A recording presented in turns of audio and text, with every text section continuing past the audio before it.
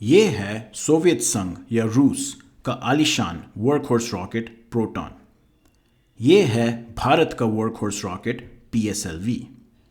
लो earth orbit या निम्न पृथ्वी कक्षा में प्रोटॉन ले जा सकता है 20 टन का सामान, वहीं PSLV निम्न पृथ्वी कक्षा में 4 टन का सामान पहुंचा सकता है। तो सीधा प्रश्न ये है कि हम 5 PSLV रॉकेटों को साथ बांध के एकत्रित फायर करके 20 टन का पेलोड का रॉकेट क्यों नहीं बनाते। अगर एक ट्रक चढ़ाई पे 1 टन का सामान ले जा सकता है तो बेशक 2 ट्रकों को साथ बांध दिया जाए तो वो कुल 2 टन का सामान ले पाएंगे। तो रॉकेटों के साथ ऐसा क्यों नहीं करते। तो दरअसल ऐसा नहीं है कि ये ट्राई नहीं हुआ है, बल्कि इसरो ने खुद ही ऐसा करने की कोशिश की थी जब SLV रॉकेट से ASLV रॉकेट डिवेलप कर रहे थे या सैटेलाइट लॉन्च व्हीकल से ऑगमेंटेड सैटेलाइट लॉन्च व्हीकल की ओर विकास कर रहे थे। SLV जो भारत का पहला कक्षीय प्रक्षेपण वाहन था, वो निम्न पृथ्वी कक्षा 40 किलो का सामान पहुंचा सकता था। ASLV का लक्ष्य था निम्न पृथ्वी कक्षा को 150-150 किलो सामान पहुंचाना। तो SLV तो ऑलरेडी भरोसेमंद रॉकेट था, तो इसरो ने सोचा क्यों ना इसी का उपयोग किया जाए ASLV के निर्माण में। SLV के पहले चरण में एक रॉकेट था।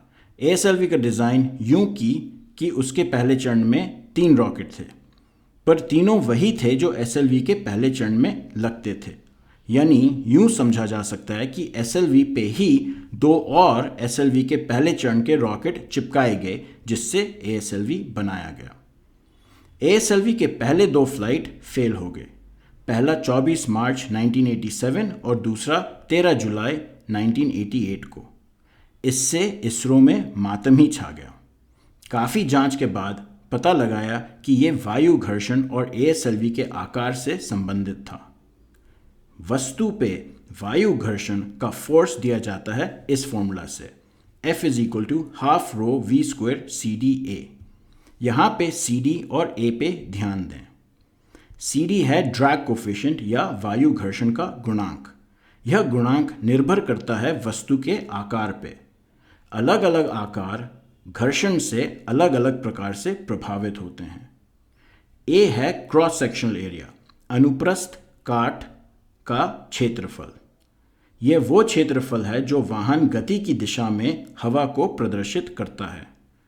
तो क्या हुआ कि SLV से ASLV जाने में वाहन का अनुप्रस्थ काट का क्षेत्रफल भी बढ़ा और आकार बदलने से घर्षण गुणांक भी बदल गया, जो इंजीनियरों ने मायने में नहीं लिया। और वैसे भी लेते भी कैसे, क्योंकि इन चीज़ों को बिना रॉकेट उड़ाए टेस्टिंग करना लगभग असंभव है। तो वायु घर्षण का रॉकेट के आकार और क्षेत्रफल अनुसार एक जटिल और घातक रिश्ता होता है, जिसके कारण हम यूं ही सरल रूप से रॉकेट जोड़ के और शक्तिशाली रॉकेट नहीं बना सकते। ASLV के इन असफलताओं से इसरो ने बहुत सीखा, खासकर रॉकेट के एरोडायनामिक्स डिज़ाइन में या वायुगतिक डिज़ाइन में। ये कहा जा सकता है कि PSLV की सफलता ASLV की फेलियर से ही निकली है।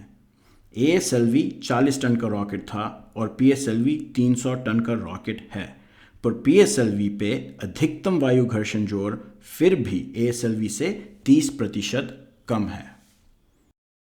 और गहराई और विस्तार में जानने के लिए देखिए YouTube चैनल इसरो करता क्या है, जहां आपको रॉकेटरी और अंतरिक्ष विज्ञान की खूब जानकारी मिलेगी। लिंक नीचे डिस्क्रिप्शन में मिल जाएगा। और please like, share, subscribe, comment करें। बल बुद्धि विद्या देहु मोहि, हरु कलेश विकार। जय बजरंग बली।